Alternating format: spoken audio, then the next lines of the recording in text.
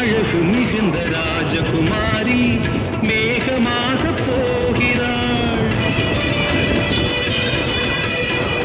ஜரிகை நெளியும் சேலை கொண்டு மலையை மூட பார்க்கிறாள்.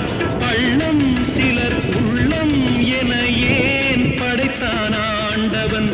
பட்டம் பெற தேடுகின்றேன், எங்கே அந்த நாயகன்? மலையின் காட்சி இறைவன் ஆட்சி செந்தாழம் பூ